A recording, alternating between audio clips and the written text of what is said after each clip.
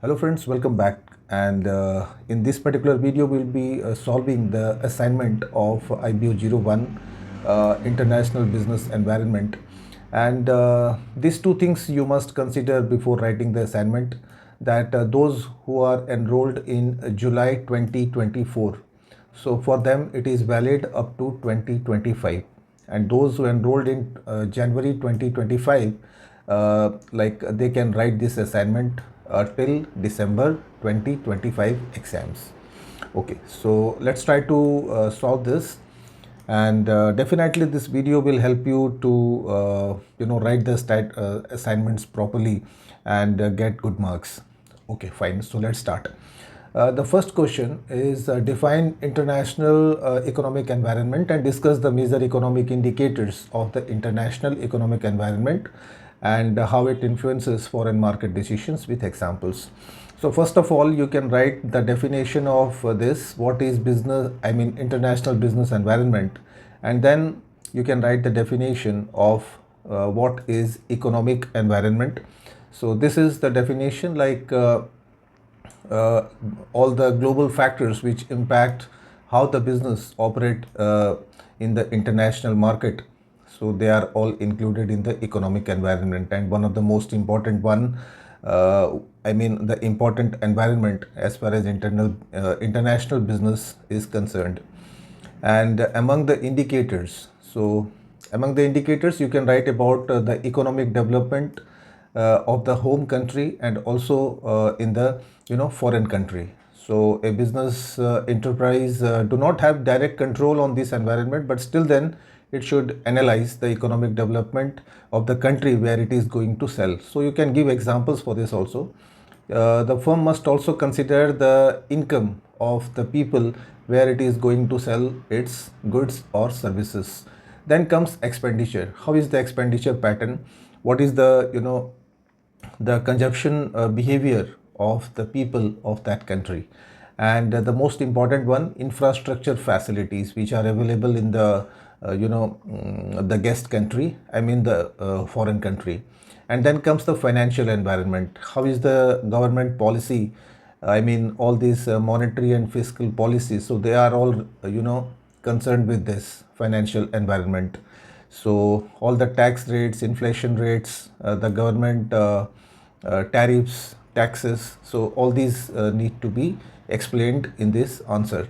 Then we have commercial and foreign investment policies of the like both the countries, the domestic country and so also the foreign country.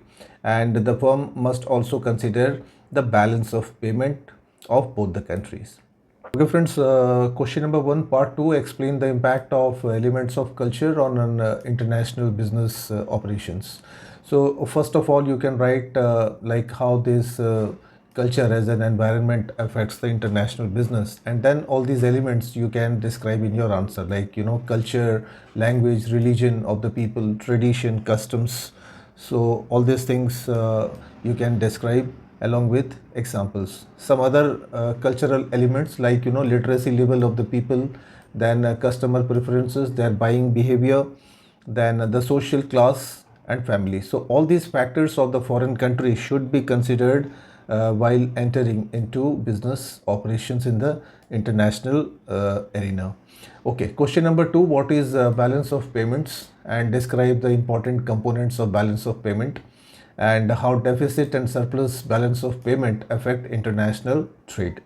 So first of all, you need to write the definition of balance of payment, and then comes to component. As we know, there are two components, current account and capital account. Describe them properly along with what are the different types of accounts that we maintain in current account as well as capital account. Like in current account, visible trade, invisible trade.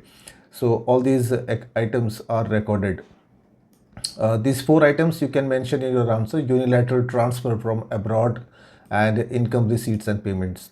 So when you will describe this capital account of the BOP, the loans and borrowings to and from abroad, and investments to and from abroad, and changes in the foreign exchange reserves of the country.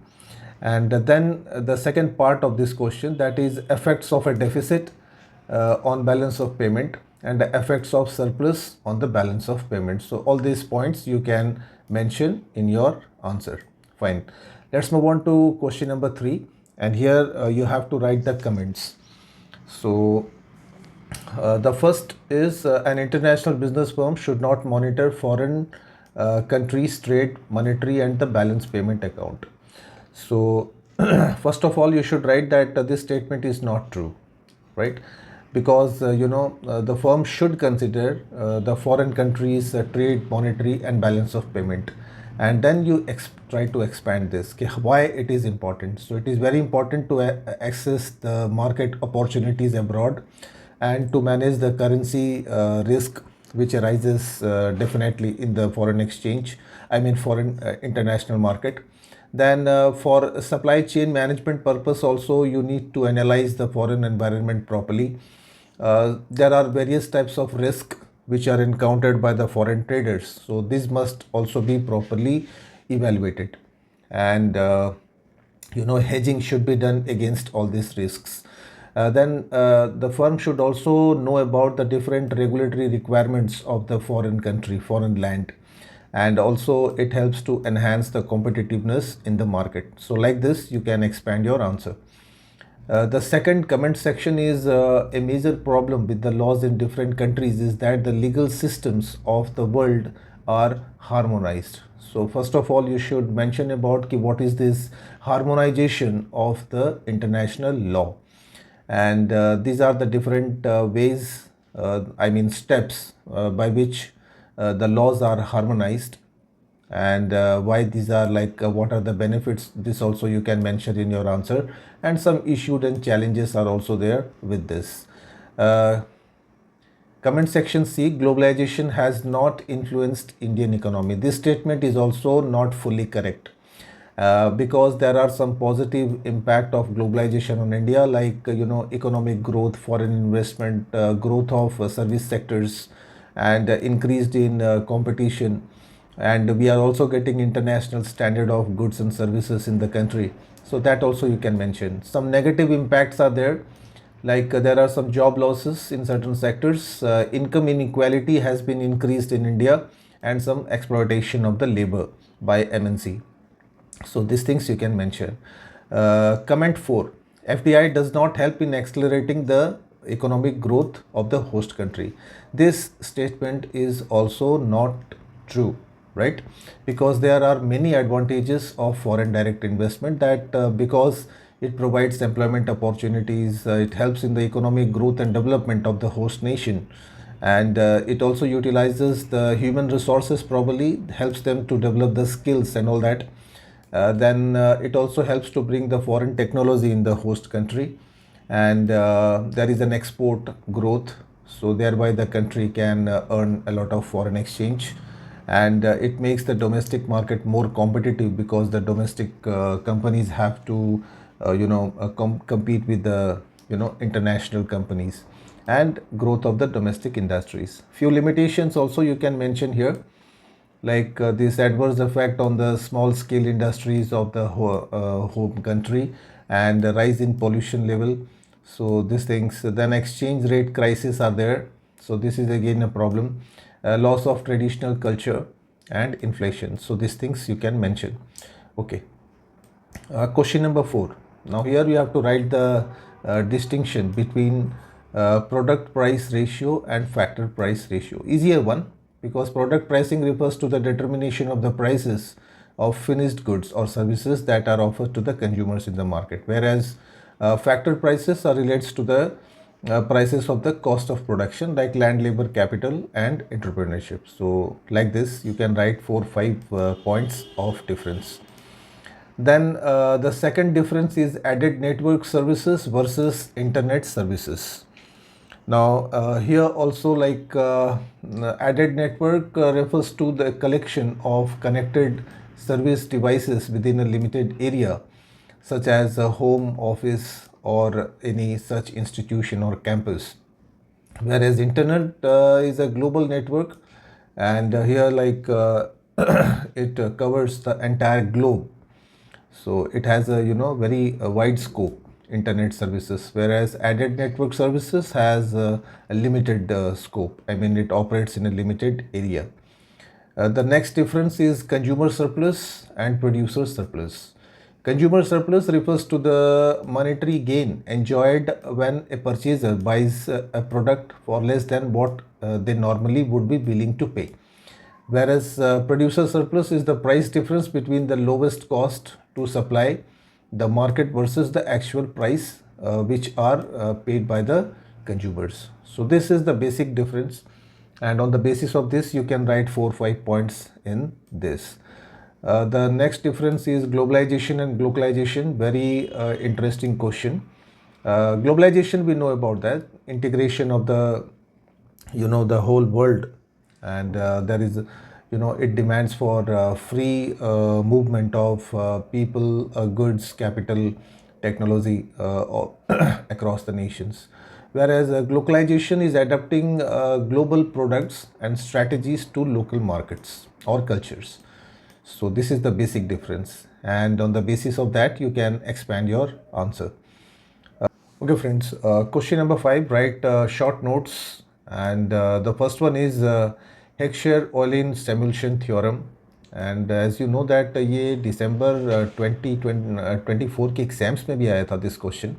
So a very popular question from IGNOU point of view, and all these things you can write, that is on the international trade theories of the three very popular philosophers. And all these things you can write it here. You can also draw diagrams for this. Okay, the second is on the trade related investment measures, and an initiative by WTO, and basically a task for not to discriminate among the the member countries when they exchange goods and services.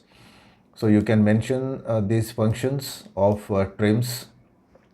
Okay, the next short note is on special drawing rights, STR, and this is also very common question in this IBO 01.